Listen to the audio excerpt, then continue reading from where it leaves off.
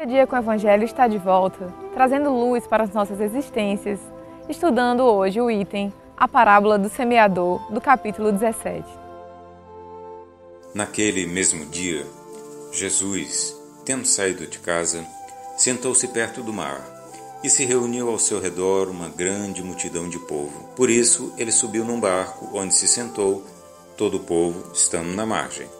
E lhes disse muitas coisas por parábolas, falando-lhes desta maneira: Aquele que semeia saiu a semear, e enquanto semeava, uma parte da semente caiu ao longo do caminho, e vindo os pássaros do céu, a comeram.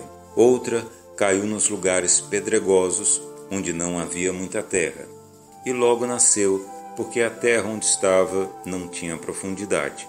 Mas o sol, tendo se erguido em seguida, a queimou, e como não tinha raízes, secou. Outra caiu nos espinheiros, e os espinhos, vindo a crescer, a sufocaram. Outra, enfim, caiu na boa terra e deu frutos, alguns grãos, rendendo 100 por um, outros 60 e outros 30. Que ouça aquele que tem ouvidos para ouvir.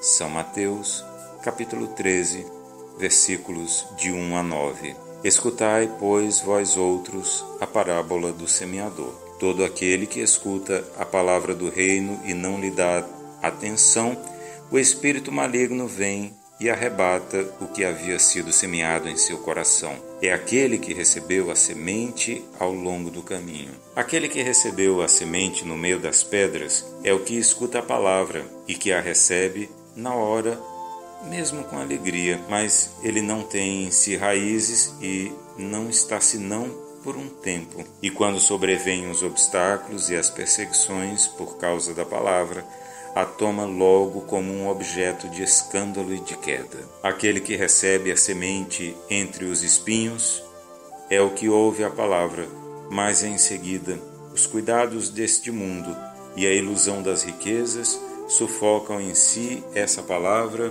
e a tornam infrutífera. Mas aquele que recebe a semente numa boa terra é aquele que escuta a palavra, que lhe presta atenção e que dá fruto, e rende 100 ou 60 ou 30 por um. São Mateus, capítulo 13, versículos de 18 a 23. A parábola da semente representa perfeitamente as diferenças que existem na maneira de aproveitar os ensinamentos do Evangelho. Quantas pessoas há com efeito para as quais eles não são senão a letra morta, que, semelhante à semente caída sobre a rocha, não produzem nenhum fruto. Ela encontra uma aplicação não menos justa nas diferentes categorias de espíritas. Não é o emblema daqueles que não se apegam senão aos fenômenos materiais e deles não tiram nenhuma consequência, porque não veem neles senão um objeto de curiosidade?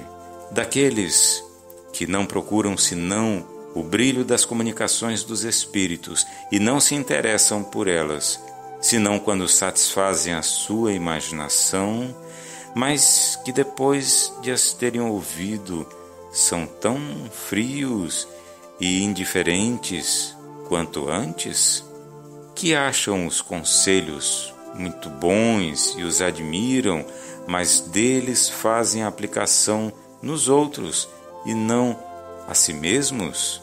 Dos que, enfim, para quem essas instruções são como a semente caída na boa terra e produzem frutos?